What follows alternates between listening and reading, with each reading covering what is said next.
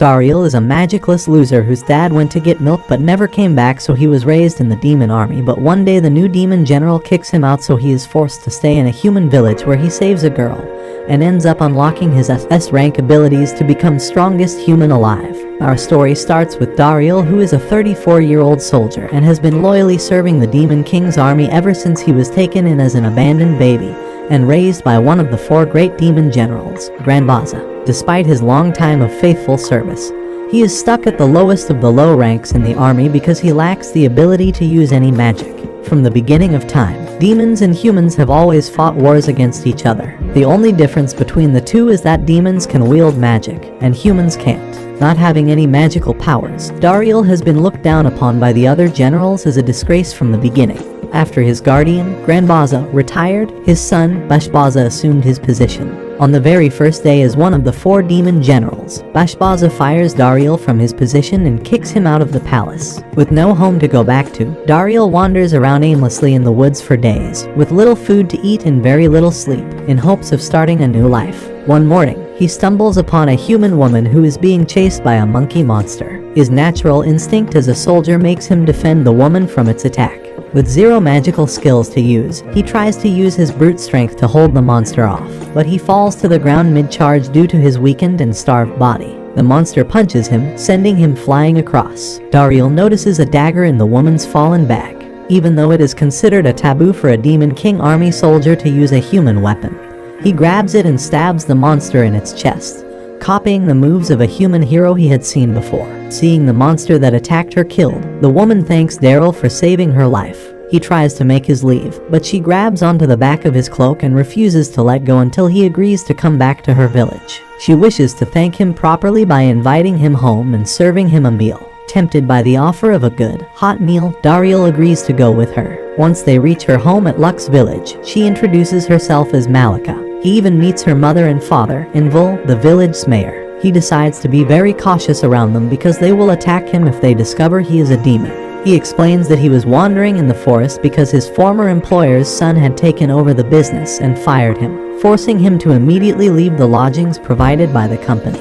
Grateful for saving her life, Malika and her parents insist on him staying in their house. Knowing he has nowhere else to go and no one else to care about him, he accepts their offer. The next day, Dariel and Malika's father discuss jobs over coffee. As the village's guild master, Invul suggests Dariel register with the guild and become an adventurer, whose job is to complete quests requested by the locals, ranging from collecting herbs to defeating monsters. He believes he is perfect for the job considering his physique. He gives him the guild registration form, making Dariel panic because only a human can successfully complete the ritual in the form. If he tries, he'll fail and reveal he is a demon. He tries to make excuses and run away, but Malika decides to help him out by forcefully poking his finger and putting a drop of his blood on the form.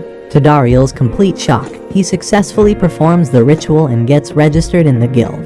He discovers that he was a human all along and was merely brought up by the demon Granbaza and demon society. The next day, Invul gives him the first lecture about being an adventurer. He first teaches him about aura. It is something that all humans are born with, which they can use by infusing it into their weapons to fight. The best choice of weapon for an adventurer depends on their aura, which can be of 4 types: slash, sting, protect, and hit. Dariel picks up a sword first, which will test his slash ability. Invul gives him a large tree stump to slash across, saying slashing even halfway through is a good indicator of being the slash type. Despite not knowing how to use a sword, Dariel infuses his aura into it and makes a large slashing motion. The stump is cleanly cut all the way across, astonishing both Malika and her father. Next, he aims at an apple with a simple bow and arrow to test his sting ability. He hits the apple with tremendous force, causing it to fly back and raise a dust storm. After that, he is made to hit a boulder with a hammer, causing it to crumble into pieces. Finally, he has to block an attack from Invul using a giant iron hammer with a small wooden shield to test his protect ability. Despite his strongest attack, Dariel successfully blocks it and sends him on his back. These results prove that Dariel has a perfect aura for all 4 types, something Invul has never heard of. Invul advises him to apply to the Central Guild, the top organization for any aspiring adventurer. His abilities are more than enough to get him in, and he will also write him a letter of recommendation. However, Dariel sees Malika's tears and asks to remain in the village. Shortly after, Invul introduces Dariel as a new adventurer to the villagers. Everybody happily welcomes him except for one green-haired teen guy who shames Dariel for being an old geezer. The teen is Geshida, the village's only current adventurer. Geshida asks him what his rank is. When Dariel reveals his E rank, Geshida makes fun of him and flexes his D rank, telling him not to get in his way. Invul apologizes for Geshida's cocky behavior and gives him his first assignment, collecting a bunch of medicinal herbs to complete a pile of requests that Geshida refuses to do. Dariel accepts. Invul warns him to be careful while looking for these herbs as there have been multiple sightings of a monster in the surrounding woods. Geshida accepted the assignment to hunt it 6 months ago but has been unsuccessful so far. When he shows Dariel the picture, Dariel and Malika realize that the monster is the same one that he killed and saved Malika from. With that, Dariel completed his first guild assignment without even knowing it. The next day, Geshida and Dariel go over quests with the guild master. The guild master makes Geshida thank Dariel for defeating the monkey monster for him. Embarrassed and frustrated for being upstaged by an E-rank adventurer, Geshida grabs a quest from the master's desk, despite his protests, and runs off to complete it. Dariel sets off into the woods with Malika by his side to show him around and guide him. He notices she seems very comfortable moving around in the forest, walking past thorny bushes and climbing up short cliffs. She shares that she also always wanted to be an adventurer. She was in the woods the day Dariel saved her because an old woman in the village was sick with a bad cold. But Geshida refused to go and collect medicinal herbs. Once they reach a hotbed for herbs, they start looking for their first medicinal herb, the hurts beyond belief. While foraging, she notices deer tracks and decides to hunt it down for dinner. They end up tracking a deer down, but its eyes turn a scary red. The monster deer jumps to a massive height and lands past them to fight another giant spider monster. Malika excitedly draws her dagger and runs toward them to try and kill both of them. Thanks to mostly Dariel, they kill both the monsters and bring them back to the village. Geshida runs off, crying like a baby because his spotlight was stolen again. Days pass, and Dariel adjusts to the village life well. The only problem is Geshida's unwillingness to work with Dariel. One day, Dariel arrives at the office to see Invul stressed. He explains that an urgent quest about a highly dangerous Blaze Death Scythe monster in the village's woods has been issued. Since it is very powerful, hunting it is limited to C rankers and above, but the village has none. Due to this, the quest has been handed over to the neighboring town's guild, which has already dispatched its adventurers to surround it. Geshida ended up seeing the quest when he was at the guild office and left quickly, making the guild master worry that he will try to hunt it down himself and interfere with the other guild's plans. Such an incident could cause conflict between the two guilds, and the guild master will be held responsible. Dariel volunteers to go and get Geshida back safely. Malika gives him medicinal supplies she made from the herbs they had collected before he leaves. Dariel makes his way to the area where the Blaze Death Scythe was spotted. He is surprised to see a large trail left by the monster and wonders where the other guild's adventurers are. He sees Geshida screaming and running toward him with the monster following him. Dariel holds his ground and prepares to fight the giant serpent, but it ignores him and continues following Geshida. Geshida tries to shoot it with an arrow, but the arrow merely bounces off its tough scales. Dariel attacks it from behind but lands too shallow of a wound. The monster tries whipping its tail at Dariel, and he tries to block it with his sword, causing it to break. Dariel takes one of the sharp pieces and uses both sting and hit abilities to throw the piece into the monster's mouth and blow apart its insides. It works, and the Blaze Death Scythe monster perishes at his feet. After that, Dariel applies the antivenom that Malika gave to Geshida's bite wound and pours bloodstaunch herb over his other wounds to stop the bleeding. With that, they return to the village. The next day, Geshida comes to the house and greets Dariel as Big Bro, saying that he owes his life to him and wishes to work under him after healing from his injuries. Meanwhile, at the Demon King's palace, one of the 4 generals returns after being forced to flee a battle against a powerful hero's party. She blames her defeat on the new assistant of the 4 generals because he did not scout the enemy properly, and failed to report that a new spearman had joined the party. Granbaza immediately fires him, making him the 4th or 5th assistant fired since Dariel's dismissal. One of the generals, Dariel, suggests reappointing Dariel, saying he always carried out his tasks perfectly, was skilled in strategy, and also looked after their health. Granbaza, however, hates him so much that his blood boils and refuses to consider that option. One night, Dariel asks the mayor why the village has so many empty houses. The mayor explains that beyond the village, there is a mithril mine, a highly valuable metal with mysterious properties. Humans use it to make superior quality weapons with unparalleled performance, while demons use it to make magical equipment. This led to disputes between the humans and demons for control over the mine. Since Lux Village was a common stopping place in the mithril trade route, it flourished as a lodging town. Unfortunately, when the mayor was a kid, the demons took complete control over the mine, causing the town's main revenue source to get cut off. Since then, Lux Village has slowly been declining to its ultimate death. Dariel decides to sneak into the mithril mine the next day. Since he was the one in charge of the mine as a part of his duties as the assistant of the army generals, the workers there know him.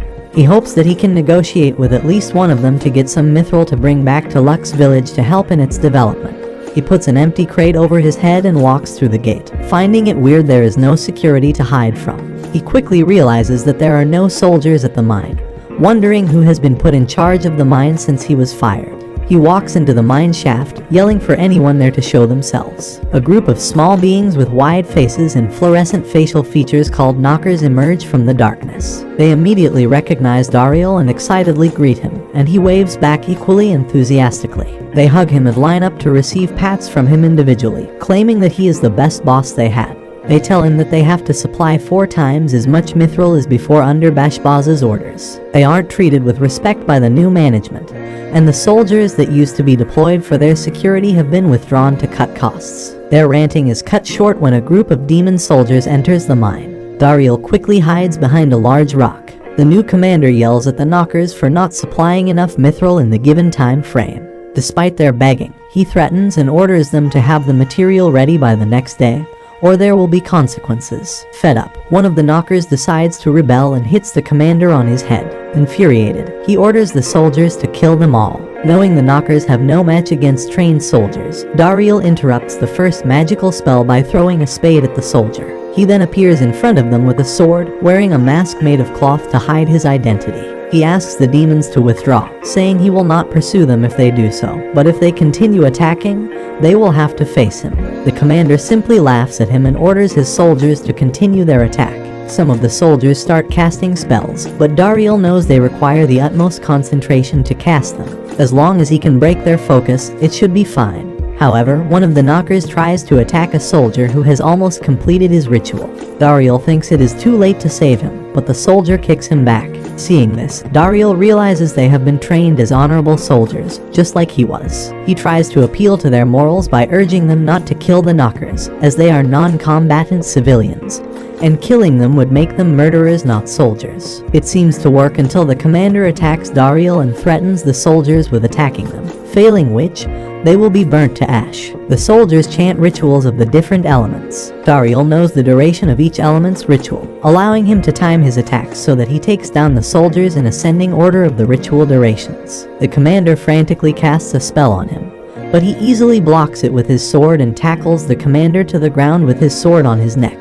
Desperate to save his own life, the commander begs Dariel to spare him because he is a civilian. He explains that he had simply gotten along well with Lord Granbaza at a ball, after which the Lord entrusted him with managing the mine. The Honorable Dariel slashes his sword down, giving the commander a bad haircut, and tells him to go back and resign from his post. The commander instantly agrees and runs off, with the soldiers following him. The grateful knockers thank Dariel for freeing them from the commander and make him their boss. Dariel returns to the village and reports to the mayor that he has regained control over the mine. In return, he pleads with the mayor to ensure protection for the knockers. And so, the mithril mine returns under human control for the first time in decades. The knockers are allowed to remain there as guides since they are familiar with the entire mine's layout. With the re-emergence of mining, people pour into Lux Village, returning it to its previous state as a bustling, prosperous town. The Demon King's army continues to face problems due to severe mismanagement under Granbaza's leadership, and the loss of mithril supply is the final nail in the coffin. The Demon King has him dragged to the throne room to punish him for his blunders. He is mad that Granbaza unreasonably increased the weekly quota for mithril 4 times to make a weapon that the king had repeatedly told him not to make. Due to this, the knockers were overworked and turned against the demons, something the king considers a grave mistake. He suggests bringing back Dariel to manage affairs like before, praising Bashbaza's father for being smart enough to keep good soldiers like Dariel close. Hearing his name triggers Bashbaza a lot, causing him to throw a tantrum outside the courtroom. With the village up and bustling, Malika tries asking Dariel to marry her but is interrupted by a fight between Geshida and Fetibitan, the leader of Campbelltown's adventurers. After learning that Luck's village only has 2D rank adventurers, Fetibitan mocks their abilities by saying the Mithril mine incident was just a fluke, telling them they will overtake all mine-related work. Dariel retorts by pointing out that killing the Blaze Death Scythe monster was the Campbelltown adventurer's quest, but it was entirely taken care of by him and Geshida. Fetibitan is left speechless and is forced to drop his claim over the mine. The next day, Mr. Bisfrid, a diplomat from the Central Guild, meets with Dariel. He was sent to negotiate terms with the Knockers, but they are too weary to talk to anyone except Dariel. Dariel explains that they are being cautious because they were being exploited by the demon army and so can't trust outsiders. They think of Dariel as their savior from their demon oppressors, allowing them to trust him. Bisfrid requests Dariel to be an intermediary between the Knockers and the guild during negotiations, and Dariel accepts. As soon as Dariel arrives at the mine and asks the Knockers to at least listen to what Mr. Bisfrid has to say, they immediately agree to cooperate. While leaving the mine, Dariel hears an announcement on behalf of the Demon King forgiving the Knockers for their betrayal and urges them to return and work for the demons. Dariel recognizes the voice and runs to look for it. Sure enough, the announcer is his former friend from the army, Rizit. Rizit builds a tall wall of rushing water between him and the adventurer, asking him to withdraw. Dariel tells him to calm down and reveals his identity. Realizing it's him, Rizit hugs his old friend and tells him how worried he's been for him. Dariel tells Rizit the truth, that he is actually a human. Although shocked, Rizit promises to keep it a secret. Rizit echoes everyone's sentiment when he shares how badly everything is turning out for the demons. Ever since the Demon King reprimanded Bashbaza, he's been even worse. Rizit was sent here by the Demon King to reconcile with the Knockers and resolve any grievances. Maintaining a good relationship with demi-humans like the Knockers is essential for the demon's success. He tries to convince Dariel to come back, saying one of the 4 generals, Lady Doroy, has been advocating for his return. However, Dariel declines the offer, saying he has a new life now. Rizit tries to use his magic to force Dariel to come with him, but Dariel uses his new skills with the aura to stop him. He has another plan. Dariel takes Rizit to Mr. Bisfrid and pitches his idea. He suggests that humans should use their monopoly on mithril to sell some of it to the demons at a price 4 times higher than the market value. The two point out how mithril is an essential resource for both humans and demons, so the demons will definitely come to try and win back the mine. This would result in another battle and countless deaths. Instead, the humans could supply a small portion of mithril to avoid such a violent outcome. Rizit assures that the demons are in dire need of mithril and will be willing to pay the high price. Fetibitan, who was on guard duty, protests against this idea and attacks Rizit with a dagger that Dariel blocks. Mr. Bisfrid orders Fetibitan to stop, pointing out that he has only been hired for security and escort, and accepts Dariel's idea. The next day, Mr. Bisfrid instructs Dariel to find the old mithril workshop and get it running again. However, when he gets there, Fetibitan has already arrived with Campbelltown blacksmiths and claimed it. The mayor explains that the mithril mine used to be guarded by Campbelltown, but now that Dariel has regained control over it, Fetibitan is more adamant about the workshop.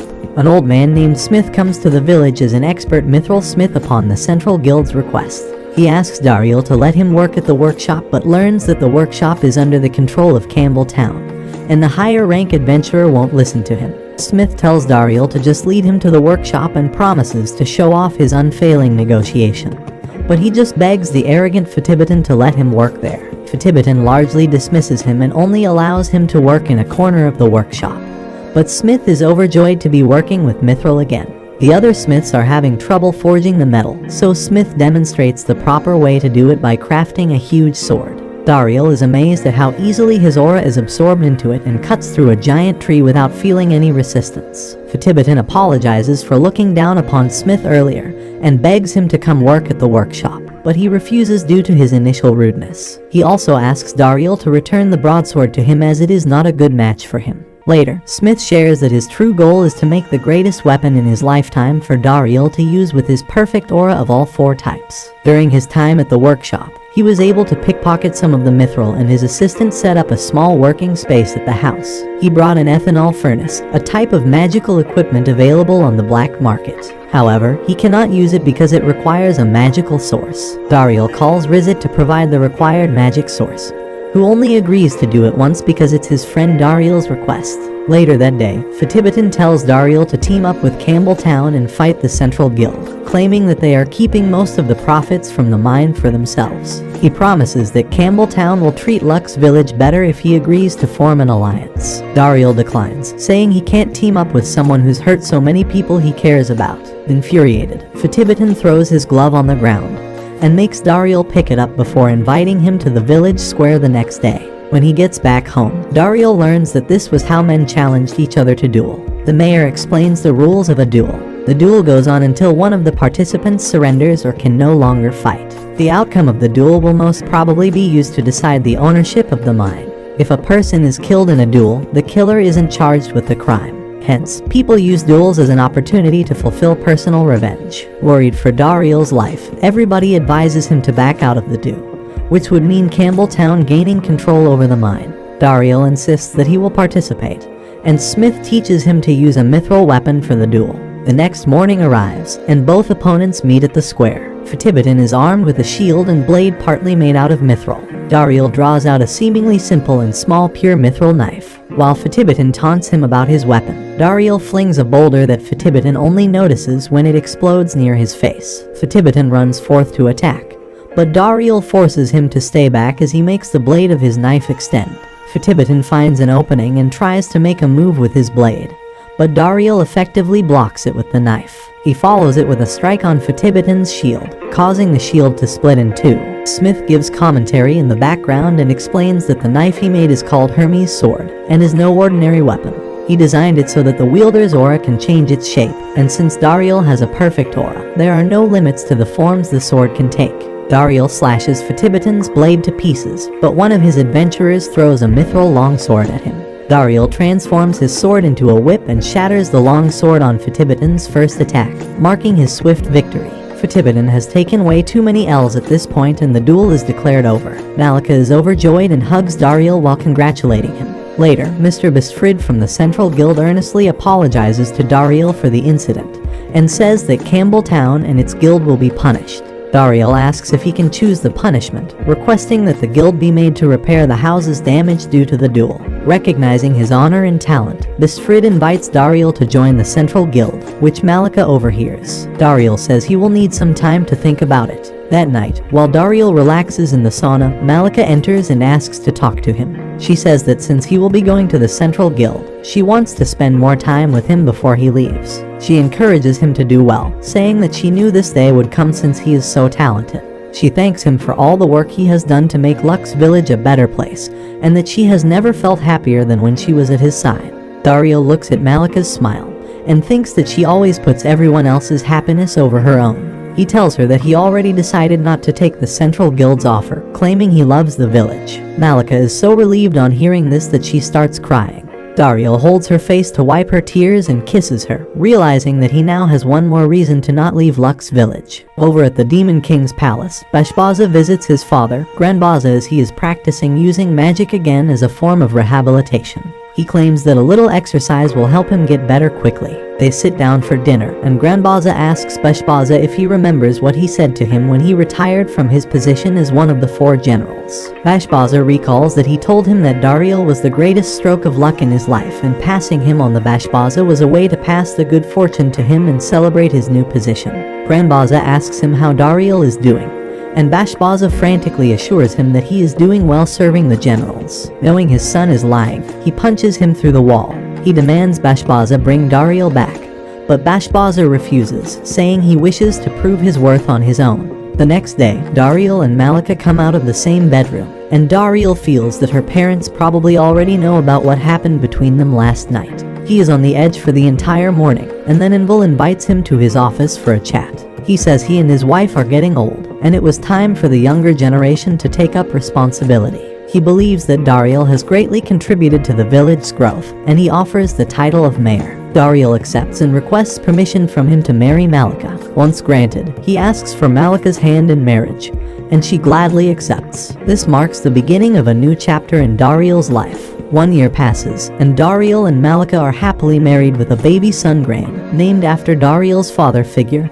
Granbaza. He opened up about his past with the demons to Malika and her family, and they accepted him regardless. He is a successful mayor under whom the mithril processing business flourishes in the village as it grows bigger and bigger. Smith passed away due to old age but spent his last days in the workshop following his passion for mithril smithing and inspiring everyone with his skills. One day, Gashida informs Dariel that the hero is coming to the village. Hero is the title awarded to the strongest adventurer in the Central Guild devoted to defeating the Demon King. Dariel recalls the hero being a scary, old bearded man who would kill demons mercilessly. Afraid that he will be recognized as the assistant to the demon army, Dariel prepares to greet the hero with his face covered. However, he is surprised to see the hero being a young, beautiful girl named Lady. She only recently earned the title after the old hero retired, and has come to the village to acquire the perfect mithril weapon to fight the Demon King. Along with her are her 2 party members, a girl who specializes in using shields, and a spear user. Lady and her party receive lodging at the mayor's house, and in the morning after their arrival, Dariel greets Spearman and Shield Girl, asking if Lady has not woken up yet. They knock at her door, and Lady opens the door, still half asleep. When her comrades remind her that this is the mayor's house, she suddenly closes the door in their faces and gets ready in 5 seconds. At breakfast, she states that she has 2 objectives for coming to the village. The first is to get mithril weapons, and she wants to see them immediately. Dariel gives her a tour of the mithril workshop, claiming that it is the only one that exists in the world. Smith had passed on all his knowledge to the smiths working there before dying, and now they followed his techniques. Dariel shows a mithril sword to the hero's party as they have never seen it before, and tells them to pass their aura through it. The shield girl takes up his offer first, and pouring aura into the sword makes her feel better than her boyfriend ever did. Lady is getting impatient and asks Dariel to hurry up and tell them about the orderly weapons. Dariel calls Sakai, Smith's apprentice, who is currently the best mithril smith. Sakai mistakes Spearman for the hero and starts flirting with him, but when he learns that the girl next to him is the hero, he starts touching her hands. Lady is embarrassed, but Dariel assures her that Sakai can find out the type of aura she commands just by touching someone's hands. She is impressed when he correctly judges that she has a /type aura, and then she moves on to her second objective. She is seeking a 4th member for her party, a goal that she has been trying to complete by traveling to many regions. Just as she tells this to Dariel, Gashida enters the forge, and he tells Lady to leave it to her. The village holds a competition to decide the 4th member of the hero's party, with many signing up to participate. The method of selection is a head-to-head battle between the 3 party members and all the participants. The hero's party members use kitchen utensils as their weapons as handicaps, but all participants still lose. Suddenly, an arrow whistles past Lady's face. Gashida is the one who shot it from a distance, and he keeps shooting at her. Lady charges in the direction of the arrows,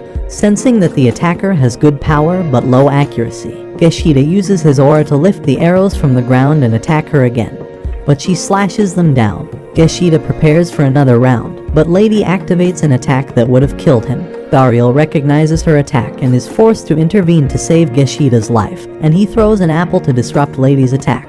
Gashida comes crying and apologizes to Dariel for disgracing the village, but Dariel praises him for his effort as the strongest adventurer in the village. Within a year, Gashida has leveled up from D rank to B rank. Lady refuses to believe that someone other than Dariel is the strongest person in the village, and she asks him to have a one-on-one bout with her. He refuses, saying that he is already retired as an adventurer, but Lady still attacks him to test him. Dariel blocks her attack and then outmaneuvers her using his shape-shifting weapon. They are evenly matched, and Lady gives it her all and slashes a mountain in order to hit Dariel. Lady acknowledges his strength, and to force him to show it, she ditches the wooden sword and draws her real sword as she prepares to use her most powerful attack, Sky Rend. Dariel has already seen this attack multiple times from the former hero and successfully counters it with his version. Their attacks cancel out, but Lady is shocked to see him using the same move as the former hero. She eagerly offers him the final position in her party, and her party members also request that Dariel join them, but he politely declines and goes back home.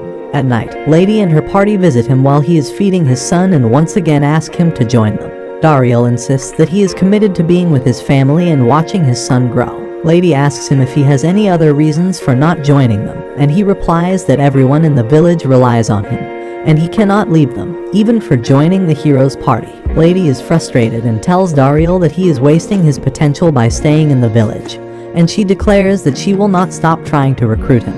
In his mind, he also doesn't wish to fight the demons who once were his family, like Rizit, Granbaza, and Lady Dariel, who was one of his close friends despite being his superior. Dariel always used to tell Dariel that the smiles of the children were what they were fighting to protect, and that is why he can never turn against the Demon King's army. Lady cannot believe that there is anything more important than defeating the Demon King and decides to stalk Dariel to figure him out. Throughout the next day, she watches him help out the villagers on their errands and aid those in trouble. Dariel first visits the forge, where he gives a counseling session to Sakai, whose mental health is crumbling under the stress of producing quality weapons for his customers. After that, he goes to the guild hall, where his father-in-law is cleaning the floor, but he hurts his back while doing it, so Dariel picks up his incomplete job. He does all kinds of things, from fixing people's fences to taking care of stray cats, and Lady understands that Dariel truly believes his highest purpose is to take care of his people.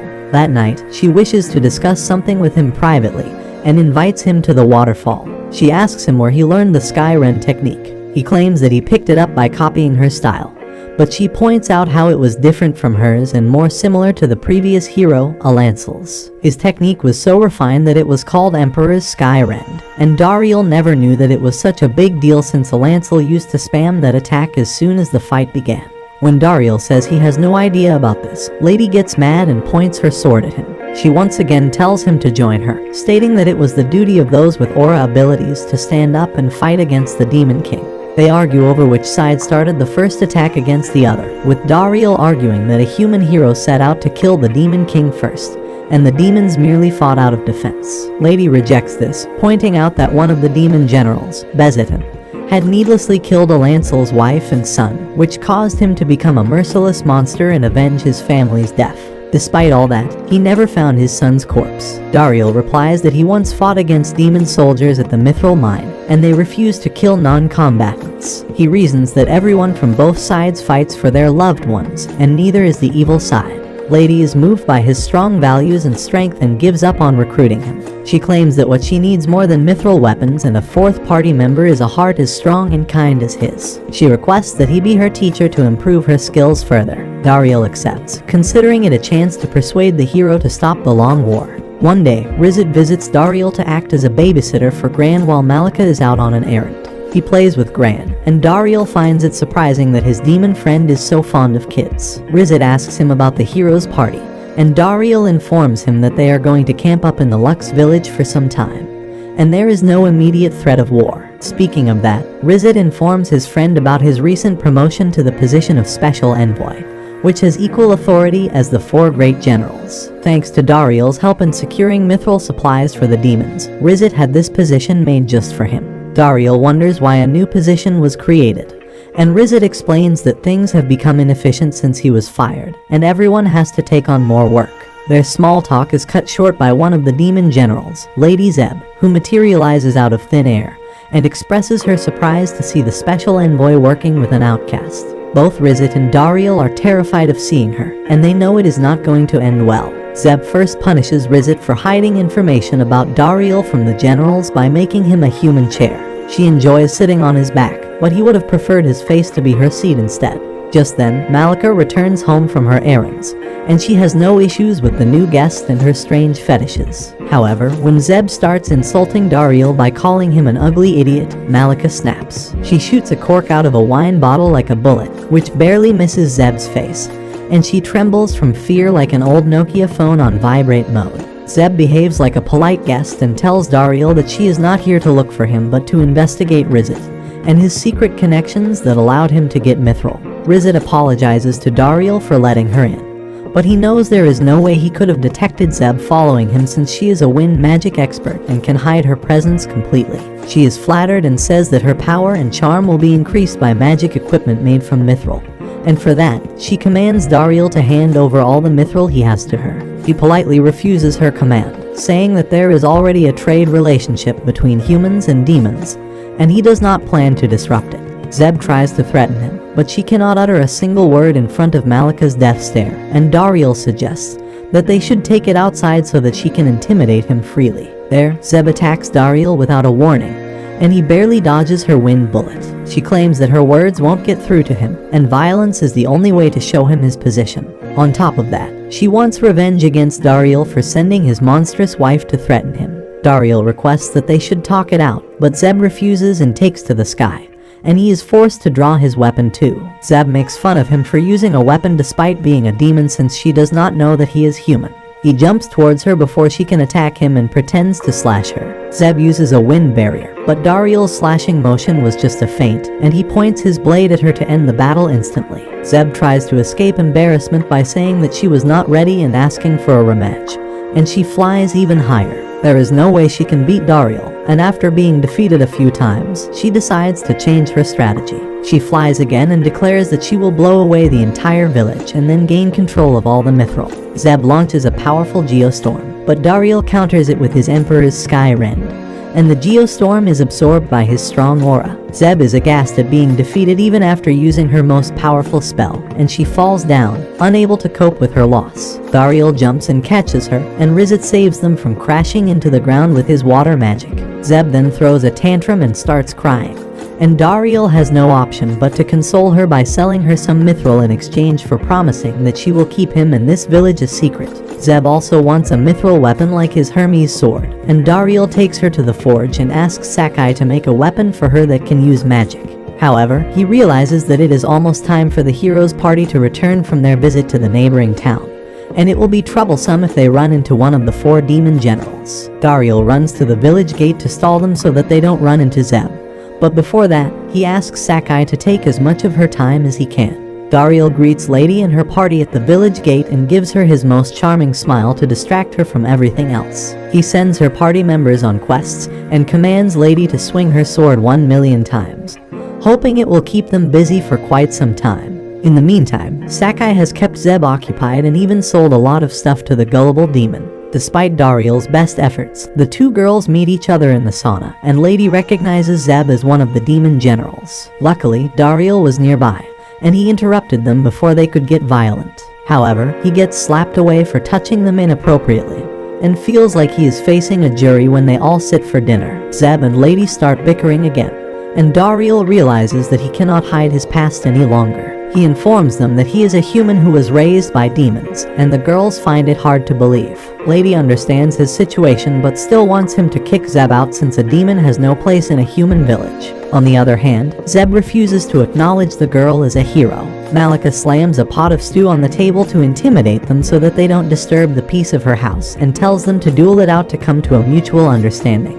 The girls have no problem with it, and Dariel volunteers to be the referee since he wants them to promise that they will not try to kill their opponent. He refuses to take sides in the duel and says that he does not want anyone to die. Lady is quick to accept his suggestion, but Zeb refuses to promise anything. Dariel tells her to say goodbye to Mithril in that case, and Malika refuses to give her food until she agrees. Both the girls agree to fight according to Dariel's rules in the morning, but the mind games start immediately. They finish their meal and then rush to the forge to get Sakai to make mithril weapons for them at night. When Dariel reaches the designated place for the duel in the morning, he finds that Sakai is so exhausted that he can only whine and complain. As Dariel rescues him from the 2 battle-hungry girls, he shames them for making him work like the children in Chinese sweatshops. The duel begins with Zeb and Lady unleashing their full power using the mithril gear Sakai made for them. Lady covers herself in aura, and Zeb manifests wings using her wind magic and positions herself in the sky. She shoots Lady with wind magic attacks, but she counters them using Sky Rend. The girls then move to close quarter combat, and Zeb blocks Lady's attack with her magic wings. They keep on fighting, and Malika arrives with popcorn and snacks to enjoy the show. She is surprised to see that Zeb and Lady are equally matched, and no one is able to overwhelm the other. Both land some good hits on their opponent, and finally, they go all out with their ultimate attacks. The collision creates strong winds, and the shield girl from the heroes' party and Dariel erect barriers to protect themselves. The loud noise wakes up his son, Gran, who is attracted to the jugs of the 2 fighting girls. He leaps towards them as they are still facing each other, but just then, a large boulder loosened because of their previous attack starts falling towards him. Dariel protects Gran, and Lady and Zeb also rush to save them from the boulder. Zeb blows away the boulder using her wind magic, and Lady sees that even demons can be good and kind. Luckily, no one is hurt, and Gran can't stop laughing because he had too much fun just now. He thought that Zeb and Lady were playing with each other and wanted to join them. They have a good laugh about what just happened, finally come to a mutual understanding, and decide to stop fighting. The two former enemies hit it off as friends, and Dariel thinks that the duel could not have ended in a better way than this. He was an exception, but Lady and Zeb becoming friends proved that humans and demons could live together in harmony, and his MLK dream of a society where everyone lives in peace could come true. Later that day, the spearman from Lady's party comes to Dariel's home, eager to introduce him to a great celebrity he found in the forest while completing his quest. Dariel is stunned and speechless to see the former hero Alancel, and now he is afraid that the balance between humans and demons will be in peril because of his hatred for the demons. Unaware of that, Zeb casually walks to the door and pokes fun at Alancel. Dariel fears that if the previous hero learns about Zeb being a demon, she will surely meet her end, so he pulls her to the side and tells her that the old man at their doorstep is Alancel, the strongest hero in history. Dariel tells her that Alancel survived getting hit by Granbaza's strongest attack, and he is known as a reckless murder machine who does not have any emotions left. Just then, some kids come to get an autograph from the former hero, and while Dariel was worried that something terrible might happen, Alancel behaves like a chill old grandpa. The kids rush to him, and the old hero plays and laughs with them, much to Dariel's surprise. After the kids have established that Alancel is not dangerous, a long line of his fans assemble outside the house to do a meet and greet with their hero. Dariel invites him in after some time and offers him tea and snacks. He introduces Zeb as his acquaintance, but Alancel is still behaving like earlier and eagerly shakes her hands. Zeb is confused by his actions, and she concludes that he is just a kind old man. But Dariel thinks that is only because he is mistaking her for a human. He tells her to get out of the village as soon as she can and warns her not to use magic because the old hero has the ability to sense even the slightest amount of magic. Zeb dismisses his words of wisdom because she is more interested in eating donuts than escaping the previous hero. Soon, Dariel introduces himself as the mayor of Lux Village and asks the reason for the previous hero to come to their humble establishment. Alancel tells Dariel that he heard about his successor, Lady, being here, so he decided to check up on her progress. Lady apologizes to her master since her quest to defeat the Demon King was taking much longer, but Alancel claims that the entire blame lies with him. He says that he was hasty when he sent her off to kill the Demon King earlier. Now that he has healed from his injuries, he wants to train her again, and Lady is happy to hear that. Dariel also thinks that it is good timing since Zeb can run away while Alancel is busy training his student. He wants to show him the training grounds, but the former hero stops him because he has been sensing a strange presence near them for quite some time. Dariel starts sweating as he wonders if Zeb's secret is out, but Alancel points to Geshida standing and waving outside the window. Dariel is relieved and then takes everyone to the training ground, where Geshida keeps staring at him like a fanboy, and he has to be reminded to pay attention to the two heroes sparring. Alancel tells Lady that he will teach her through actual battle practice and orders her to attack him whenever she pleases while he signs autographs for the villagers. Lady boosts her abilities with aura and rushes in to stab Alancel, but he dodges her attack even without looking at her. He keeps on avoiding her sharp attacks while signing autographs, and then suddenly holds her wooden sword and slams her on the floor by manipulating her momentum. Dariel thinks that the old man is just toying with Lady, but Alancel compliments her, saying that she has become much stronger than before. He asks her who is helping her train, and Lady gives credit for her improvement to Dariel, whom she believes is the second strongest human after Alancel. Dariel does not like where things are heading, and then Alancel takes out his foldable staff from his pocket and requests that he spar with him. He refuses, saying that he is already retired as an adventurer, and the villagers also agree that their mayor cannot hold a candle to the former hero. Geshida is the only one who hypes him up, and seeing him try so hard for his sake, Dariel decides to give it a try. He steps into the arena and faces Alancel, but just as he unleashes his strong aura and killing intent, Dariel feels like he is in mortal danger. He stalls him by saying that they should eat before fighting, and the previous hero falls for it. They have an outdoor picnic and enjoy delicious shrimp fried rice, and Alancel wants to meet the shrimp who fried the rice. He gets emotional as he remembers the last time he had a homemade lunch. Dariel remembers what Lady told him about demons killing Alancel's wife and son, and he can sympathize with the old man since he is a family guy too. Zeb was watching them from a distance, and she thinks that Alancel is nothing to be scared of. She has finished her snacks and starts walking towards the demon territory when a strong gust of wind blows away a piece of drying laundry. The absent-minded Zeb uses magic to fly and catches it, hoping that she may get extra snacks for doing this. However, all she gets is the attention of Alancel, who senses her magic and gets up. He enters beast mode and turns into the merciless killer Dariel knows. He launches his staff towards Dariel's home, and it hits Zeb's clothing and traps her. As she hangs upside down, Alancel comes to her and tries to kill her since she is a demon, but Dariel intervenes and blocks his attack. The hero tells him to get aside and let him kill the demon, and even though Dariel sees the shadow of death in the former hero, he refuses to let anyone die in his village. He has seen Alancel in action before, but that time he was always behind Granbaza, and this time he had to fend for himself. Dariel asks Alancel to listen to him, but he breaks a piece of the fencing and starts walking towards him. Dariel slashes him, but he jumps over him to attack Zeb. Dariel attacks him by elongating his weapon, but Alancel blocks it and counterattacks with Sky Rend. Dariel barely guards against his attack and is sent flying outside. He realizes that he cannot beat Alancel, so he drags Zeb towards him to keep her safe. The old hero throws the piece of wood at him, and he blocks it by reinforcing a concrete slab with his aura. Just then, Lady and Gashida come running towards them, but Dariel tells them not to get involved. Alancel walks towards him and says that he is impressed to find someone other than himself who can use all 4 types of aura. He claims that destiny has brought them together and asks Dariel to become a hero and join him in the war against the Demon King. Dariel refuses to join him, and Alancel says that he will destroy him along with the demon in that case. Both of them use the Emperor's Sky, and their aura dragons collide midair, but Alancel overwhelms Dariel's attack and hits him. Luckily, Dariel is able to guard with his aura shield at the last moment, but he still takes too much damage. Lady stands before Alancel and begs him to stop, but she is overwhelmed by his menacing aura. Alancel says that he met many people who did not join the fight because they were too afraid of death, but Dariel seems different. He asks him the reason he was trying so hard to protect a demon, and Dariel replies that he does not want anyone to be hurt, no matter what their race is. The old hero calls him delusional as he explains that humans and demons have been at a perpetual war, and there is no way to stop it. He thinks that the dream of world peace is only a noble delusion, but Dariel replies that his motivation is not something so grand, and he just wants to protect what is dear to him. He tells the former hero that he can feel the pain when others get hurt, and he does not want to see anyone suffer. He knows that Alancel lost his family because of demons, and he understands his pain since he also has a loving family, and the thought of losing them scares him to death.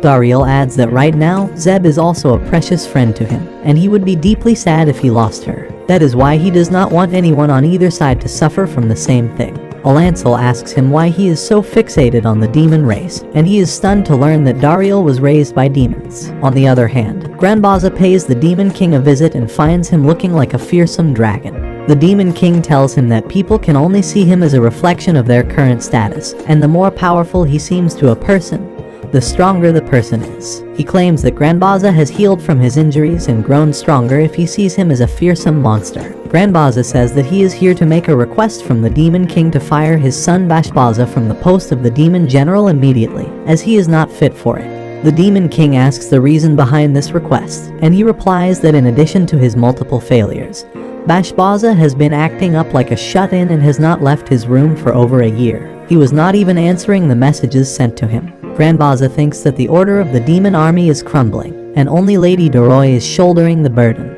But even she cannot do it forever. Granbaza does not care if his son does not get a job anywhere after this bad track record and wants to fire him for the betterment of the demon army.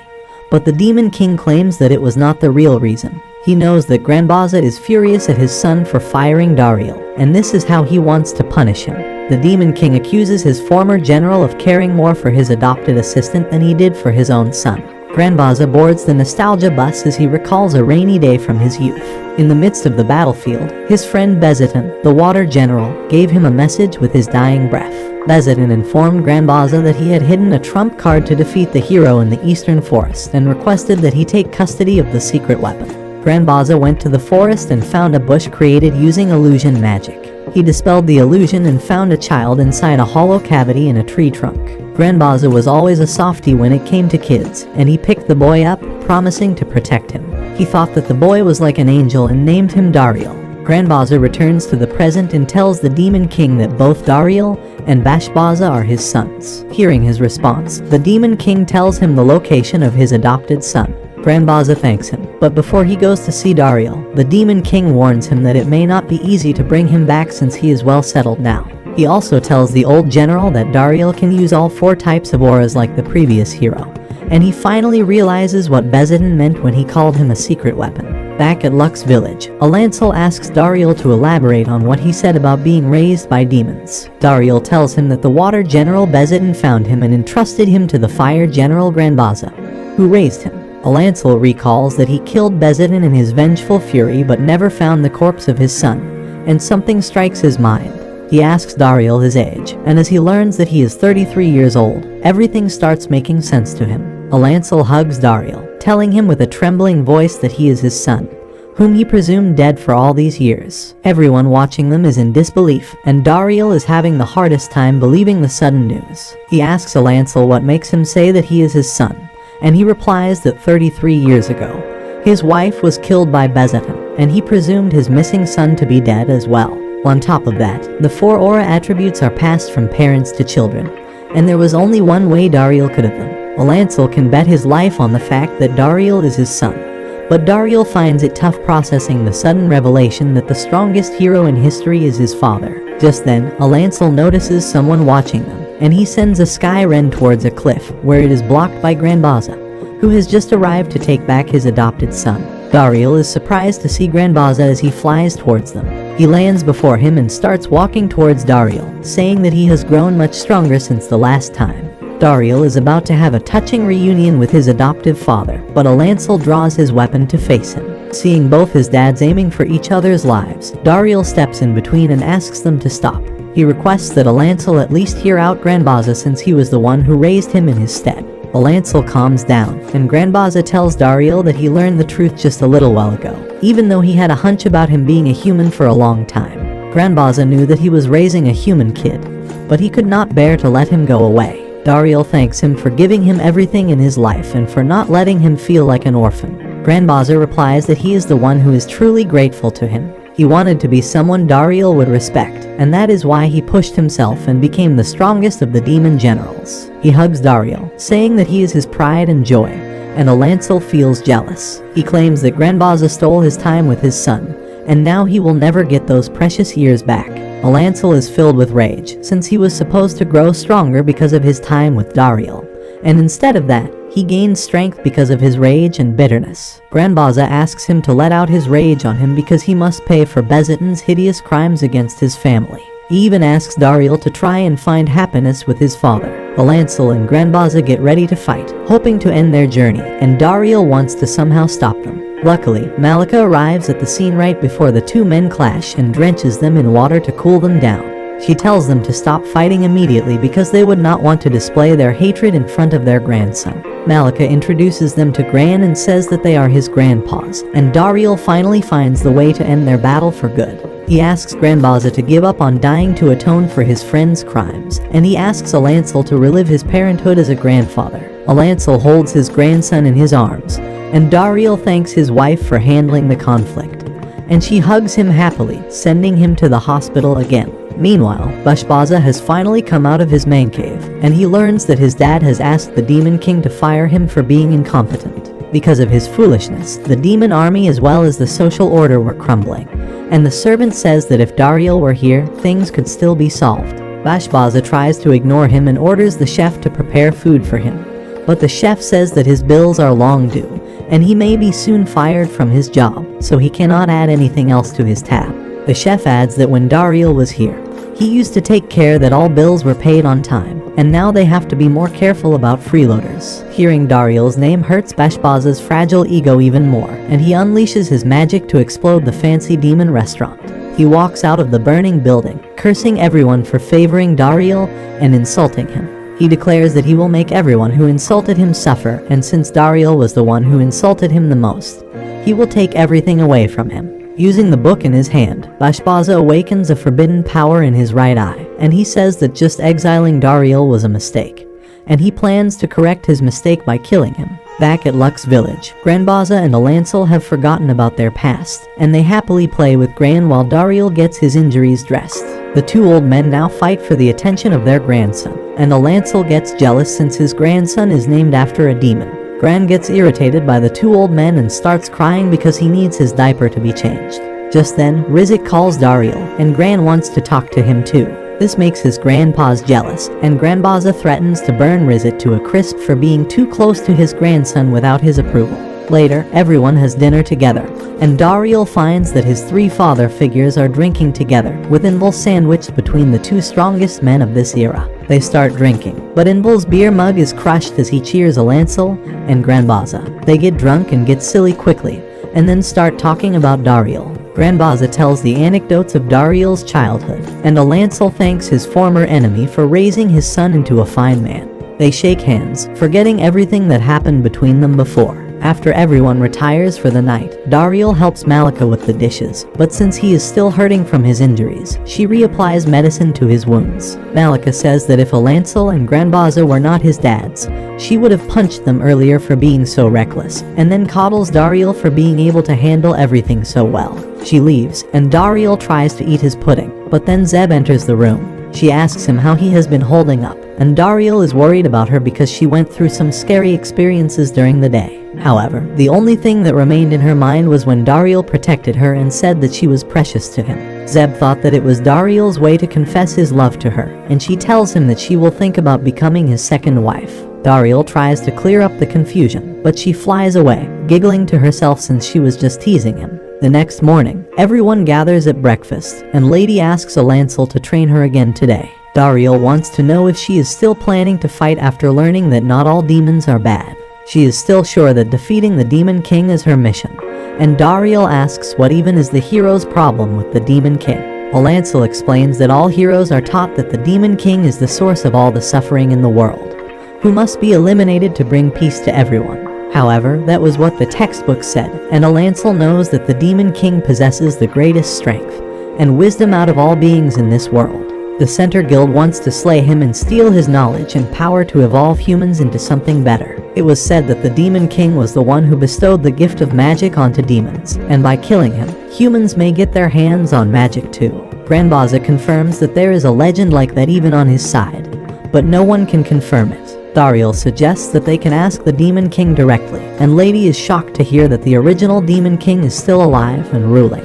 She realizes that he might be a creature who transcends time, and defeating him may be an impossible task. Seeing her worried, Alancel suggests she give up the unreasonable fight, but Lady replies that she wants to grow stronger and learn the truth about the demon god so that she can come to an answer. Suddenly, Gashida knocks at the door and informs Dariel that monsters have attacked the Mithril mine, and they need to protect it. Dariel tells him to prepare a squad to join them later and asks Zeb to teleport them to the mine. Zeb flies Dariel and others to the location of the mine, but she is forced to stop as the heat radiating from an infernal dragon stings her skin. Everyone is shocked to see the dragon, and Granbaza says that they can no longer approach it from the sky. They reach the gates of the mine on foot, and Dariel learns from the injured soldiers that the knockers are still trapped inside. He is worried about them and leaves to rescue them, while the rest of his group decides to take down the dragon in the meantime. Dariel runs to the mine, wishing that the knockers are safe, and Alancel joins him, claiming that he wants to look after his son more than he wants to fight the dragon. Outside, Granbaza has some suspicions about the dragon's origin, but Lady cannot wait for reinforcements and rushes in to defeat it. She asks Zeb to assist them, and she creates footholds for them using magic. Sesha attacks the dragon using his spear, but it has no effect, and then Lady uses Sky Rend on it. Even her attack fails to make a scratch on the dragon, and Zeb saves them from the dragon's counterattack by flying them to safety. The dragon uses his fire breath at them, and the shield girl jumps in to protect her party. Her armor is burned to a crisp immediately, and Granbaza steps in to save them. He uses his magic to take control of the dragon's fire, and challenges it to a fight, addressing it by the name of the magical flame beast, Salamander. Meanwhile, Dariel and Alancel have reached the mine, where the knockers are still alive, but they are on the other side of a heap of rubble. Alancel tries to remove the rubble using his abilities, but then the infernal dragon pops up right next to them. Dariel says that they must deal with it before the rescue, and the father and son use their emperor's sky in tandem to knock the dragon out of the sky. Everyone is astonished as the dragon falls to the ground, and then Dariel stands in front of it without an ounce of fear. He stretches his hand towards the dragon in an attempt to calm it down, But the dragon's behavior suddenly changes, and as it is about to reach Dariel, it turns away and flies off to its nest. Everyone is happy that they won, but Lady claims to have felt something like hatred radiating from the dragon. Dariel did not feel any hatred, but he felt something nostalgic. Granbaza has a hunch, and he decides to return to the Demon King's castle with Zeb to investigate. And Dariel's group gets busy rescuing the Knockers. The Knockers are overjoyed at being rescued and hail Dariel as their savior, but he feels guilty that he was not able to protect everything. Alancel could tell how he was feeling, and he advised his son not to take all the responsibilities on himself. He suggests Dariel take the help of others when necessary, but then a man reports that his friend is missing. He was last seen in the mines, and Dariel goes to look for him along with the Knockers and leaves the surface to his dad. On the other hand, Granbaza has returned to his mansion, and he finds Bashbaza with his awakened demon eye and a tattoo on his face. He asks his son if he entered the Chamber of Secrets, and when Bashbaza feigns ignorance, Granbaza punches the wall to give him a warning. Zeb doesn't even know about the Room of Secrets, and Bashbaza tells her that it was a secret chamber hidden inside the Demon King's castle. It contained the most powerful types of magic spells, called hexes. Hexes were like Russian roulette and gave the user great power, but came along with a great risk, so they were sealed away. Granbaza says that there is one hex that allows a demon to control a magical beast among them, and he claims to have sensed Bashbaza's will from the salamander at the mine. He asks his son if it was his doing, and Bashbaza does not deny it. Granbaza is done with his bullshit attitude, and he complains that even though he has a talent for magic, he lets it go to waste. Unlike Dariel, who makes the best use of everything. Those words hit exactly where it hurts, and Bashbaza recalls an incident from his childhood that convinced him that his father favored Dariel over him. His jealousy increases, and he lashes out at his father, accusing him of siding with the humans, as he had seen him through the eyes of the salamander. Granbaza does not care about his accusations and tells him that using the spirit synchronization hex to control monsters weakens one's mind and body. He warns Bashbaza that soon he will become mentally infirm and will be unable to tell himself apart from other people. Granbaza is deemed unfit to be a demon general since he used the forbidden hex and put the lives of many innocent demons and humans in danger. He attacks him with his fire magic. Bashbaza summons the salamander once again, and the monster absorbs the fire attack. He declares that he is going to kill the previous hero and the current hero in one raid, and that will be more than enough to prove his capabilities to everyone. Bashbaza rides the salamander and flies away, even when his father and Zeb try to talk sense to him. Meanwhile, Dariel and the Knockers are looking for the missing people inside the mine. But the mine starts to rumble, and they decide to run away. Just then, a loud voice tells them to stop, and Dariel turns around to find a giant stone face protruding from the walls of the mine who wants to talk to Dariel, who denies knowing anyone by this name and runs away while carrying the Knockers with him. The stone face uses its power to block their way and then introduces itself as the magical earth beast, Gigantomachia. He blames Dariel for the recent attack of the magical fire beast Salamander, who burned his body even though they were old friends. Dariel apologizes for whatever the dragon did to him, but he does not believe that it was his fault. Gigantomachia claims that Salamander was reflecting the rage of the caster who summoned it, and that rage was directed towards Dariel. However, Gigantomachia warns him of a huge danger that is coming towards Lux Village and asks him to show him a piece of mithril, which he claims to be a part of his body. Dariel takes out his Hermes sword, and Gigantomachia is mesmerized and flattered to see how beautifully it was crafted. He bestows his powers upon the mithril weapon and removes some restrictions from its structure to make it even more powerful. Dariel has many questions, but Gigantomachia refuses to tell him anything else and then vanishes, turning the mine normal. Meanwhile, the Knockers have found the missing person, and as they go to rescue him, Dariel gets a call from Granbaza, who reveals that it was Bashbaza who summoned the dragon and sent it here. Granbaza tells him about Bashbaza using a forbidden hex to control one of the 4 elementary magic beasts to kill the heroes. Dariel realizes that the nostalgic feeling he got from Salamander was what he used to feel from Bashbaza, and he realizes that he was after him. Now he understands that this is the danger approaching Lux Village, as Bashbaza wants to destroy everything that is precious to Dariel. Dariel reaches home and tells his father-in-law to evacuate all the villagers while he goes to deal with his adoptive brother. Malika already had his gear ready, and she put their wedding ring on his finger as a gesture to tell him that she is always with him. She pushes him ahead, telling him to complete his business quickly, and then return to her safely. Dariel stands at the gate of the Lux Village with the adventurers and ladies' party, waiting for the dragon to show up. He comes to them soon, and on top of it is Beenserving. He greets Dariel casually and then complains about it being too dark to see his face and uses a wide range of destructive spells as a light bulb. Alancel knows that spell well from his fights with Granbaza, and he wonders if Beenserving's strength rivals his father's. He wants to defeat the Fire General, but Dariel just wants to talk it out peacefully. Beenserving notices his wedding ring and starts clapping as he congratulates him. Dariel doesn't understand anything, and Beenserving further confuses him with his incoherent ramblings about how people with greater responsibilities are damaged more when they fall. He declares that he will kill Dariel's wife first and then burn down his village before hunting him down. Dariel remembers Granbaza's request to look after his idiot son, and he really wanted to fulfill that request. But now there is no way he can do that. He releases his aura and transforms his Hermes sword into a whip, determined to stop Beenserving no matter what. In response, the demon general commands the salamander to fly towards the village and turn it to ash. Dariel uses his whip to catch Salamander's leg, but Beenserving is confident that he cannot do anything more than that with just a puny weapon. However, Dariel gets some help from his magic-using friends and casts the dragon on the ground since Seb and Granbaza have returned to the village to back him up. Dariel uses Sky Rend at Beenserving, who counters it with his fire attack. They are locked in combat, and Dariel draws him away as he asks his friends to take care of the magical beast. They are separated from others, and there, Dariel apologizes to Beenserving, thinking that he was upset because of the Mithril Mine incident. He wants to make it right by opening official negotiations, but learns that Beenserving didn't even know that he was behind the incident.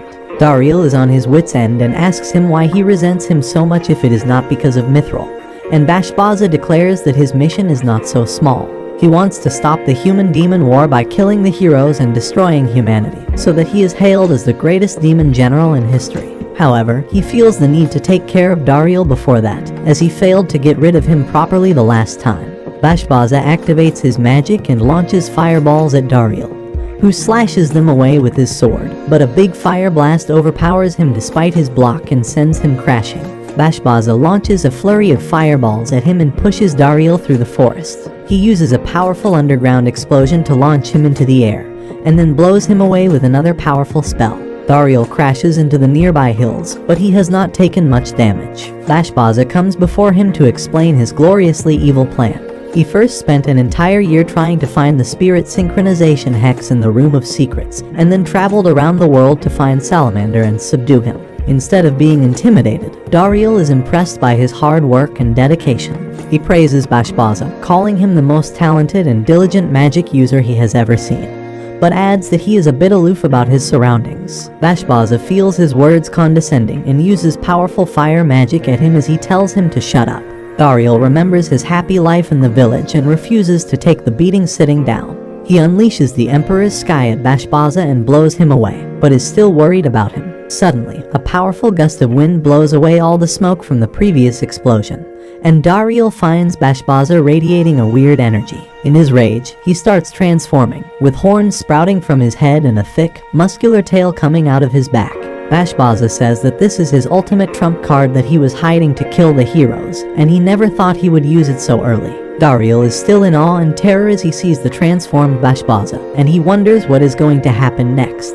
At the same time, the rest of the fights are facing Salamander. The shield user from Lady's party casts multiple barriers around the dragon so that it cannot fly and attack them from the sky. Salamander roars to terrify her, but Geshida shoots a flurry of arrows to force it to close its mouth. Seeing everyone give their all, Alancel feels strange that he can finally fight without his maddening rage. And on top of that, he is standing side by side with his greatest enemy. Granbaza also finds the idea of a united human-demon front appealing, and then the two old men join the battle. They dodge the dragon's fire breath and jump towards it, where Alancel makes it dizzy using his lightning-fast footwork and then hits it with an attack called an adamantine thunderbolt. The attack causes the salamander to lose balance and get distracted, and using that opening, Granbaza uses a powerful spell and summons a hellfire pillar from underneath its feet. The attack manages to defeat the salamander, even though it is also fire type. Everyone is amazed by the old general's power, but then they notice a giant fireball and a bright pillar of aura at another site. Back at Dariel's location, he has realized that Beenserving's demonic appearance was because of the hex. Beenserving attacks him with a tail, and Dariel blocks his attack, and they both jump up. Granbaza calls Dariel an incompetent fool who cannot use magic, and the fact that he keeps on smiling even after that infuriates him. Dariel blocks his fire punch, but Granbaza whips him away using his tail. He tells the demon general that he has no talent while he has everything. But Granbaza is not in the mood to listen to reason. He uses his dad's signature hellfire magic, and Dariel realizes he must use all his strength to stop it. He charges his Hermes blade with aura, and it turns into a very long blade of light. Dariel strikes Granbaza with it, and a giant explosion shakes the entire area. But the hellfire ball has not vanished yet, and instead of being defeated, the demon general has transformed even further. Dariel speculates that his previous attack hastened the process of the hex, and now Granbaza seems like a magical beast himself. He lunges at Dariel with great speed and smashes him into the ground before tossing him onto the nearby hill. Granbaza attacks him there too, and as Dariel holds him back, he requests that he stop causing Granbaza any more anguish. That infuriates him even further, and then suddenly, Dariel finds himself inside Granbaza's memories. In his memories, he is still a kid who is enjoying the grand welcome his father gets. The little Granbaza wants to become a great demon like his father, and Granbaza tells him that he will have to become the general of the Transcendental Tempest for that. Dariel realizes that this must be because of the hex magic that was getting unstable and pulling others into it. The memories continue, and Dariel finds himself in the room of the 10-year-old Granbaza. Granbaza had just returned from one of his expeditions, and as the boy went out to welcome his father, he found him with Dariel. Granbaza told his son to rely on the boy like an elder brother and listen to what he said. Granbaza was hurt because he realized that while he patiently waited for his father to come home, he spent time with his second son. He decided to work hard to join the demon army and be with his father, but that did not sit well with his mom, who felt that her family was not paying any attention to her. Granbaza still made his way up the demon army and became one of the 4 generals, but his father retired and left him in Dariel's care again. He was devastated that his father did not want him to stay by his side. And after seeing all this, Dariel finally understood his feelings. He realizes that Granbaza was always alone and craving affection, and everyone failed to notice it. Dariel pities him, but Granbaza reads his thoughts and backs away, telling him to stop feeling sorry for him. He sees this as his way to reach Granbaza and attacks him as he informs him that Granbaza was always worried about him. Dariel even compares him to a Lancel, who thought that his son was taken away from him by demons when it was just a case of misunderstanding. None of that works on Granbaza, but then Dariel's mithril glove starts to glow, and his memories reach the demon general. Granbaza sees the young Dariel, who was always anxious since he was not Granbaza's real family, and he could not even use magic. The least he could do for his adoptive father was to not cause any trouble and keep smiling to give him peace of mind. All of it changed when he first met Granbaza. After that meeting, Dariel started to feel as if he really was his elder brother and Granbaza's son, and he finally found a family. Dariel rushes to Granbaza in the dream world and tells him that it is his turn to provide him with a purpose and support, and his transformation starts to crumble apart. Granbaza recalls how he denied becoming friends with Dariel back then, and he thinks that if he had been more accepting, things would have been different between them. He returns to his normal form, and Dariel once again reaches out a hand of friendship towards him. Granbaza reaches out too, but just as he is about to touch him, the hex acts up, and he feels a numbing pain in his head. Salamander had freed itself from his control, and now he absorbs the energy of the Hellfire Sphere to regain its strength.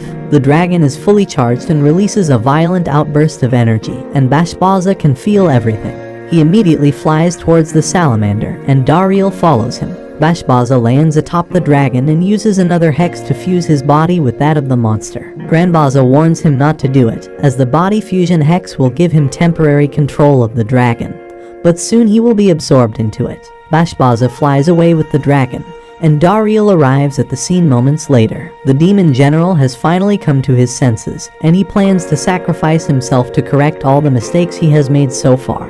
But he is also glad that he got to talk with Dariel openly. Suddenly, he finds himself getting ejected out of the dragon and notices Granbaza using a hex to dominate Salamander. Using a hex takes a toll on the old demon, and as the dragon tries to free itself from his control, Dariel comes there with Zeb's help and uses his most powerful Emperor's Sky Rend on it to defeat it. Zeb keeps herself and Dariel afloat in one air pocket, and in the other, Granbaza hugs Granbaza, who feels like he is a kid again. Back at his home, the news of Dariel's victory has reached Malika, who prepares her best dishes to serve her husband.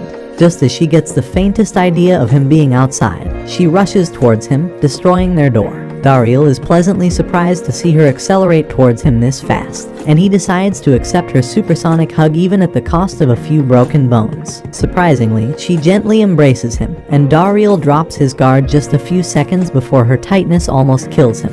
After everything has been resolved in the village, Granbaza goes to the Demon King to accept the punishment for all his crimes. The Demon King's appearance is now different as compared to what he saw last time, and this proves that Granbaza has grown stronger and matured. The Demon King hears his pleas for a just punishment, and he uses an ancient spell to open the gates of hell under the Demon General's feet. Menacing and sinister spirits start peeking out of the gate, and the Demon King tells Granbaza that they are the former members of the 4 generals who committed grave sins like him, and they were sentenced to an eternity in hell. He offers Granbaza the choice between starting his life as a demon general and mending his mistakes or suffering in hell. Granbaza thanks him for his mercy, but then says that his crimes do not deserve to be forgiven, so he must choose to go to hell. He believes that fiddling with hexes and trying to subdue the magical fire beast salamander was a crime that cannot be ignored, and hell is the only suitable punishment for him. One of the spirits from hell grabs onto his leg, but the Demon King uses his power to send it back where it belongs. He finds Granbaza's response boring, as he was planning to make him happy by giving him false hope and then enjoying the look of despair on his face as he unexpectedly fell to hell. His response made him change his mind, and he sentenced Granbaza to exile, just like he had once exiled Dariel. Granbaza returns from the king's chambers to find his father and his pet bird waiting for him. They go straight to Dariel's home, where everyone is enjoying a party. Dariel is relieved to hear that things went well with the Demon King, and just as he is about to introduce his son to Granbaza, Lady interrupts them. She reminds Granbaza that his actions have caused irreparable damage to the mithril mine and the people there. Granbaza wants to take responsibility for his son's actions, but he stops him and apologizes for everything he has done. Just then, Gran wakes up, and Dariel introduces him to Granbaza. Gran wants to be held by the new guest, and he speaks his first words as he calls him Big Brother Granbaza. Those words remind him of Dariel's memories, and Granbaza finally realizes how it felt to get accepted into someone's family after having no place to go to for such a long time. He is overcome with remorse and decides to atone for his crimes, and everyone finally accepts that he has changed for good. Malika says that Gran spoke his first words today, and it calls for a grand celebration. Dariel knows the exact thing to make the celebrations better, and he commissions Geshida to paint their family picture with his speed painting skills. Dariel believes that they will look back at the picture and remember the day Gran spoke his first words and their family became complete. They party to celebrate the happy day.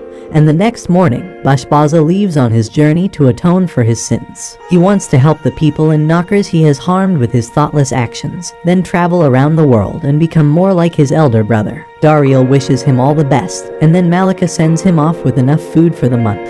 With peace finally back in their village and their family, Dariel and Malika continue their blissful lives.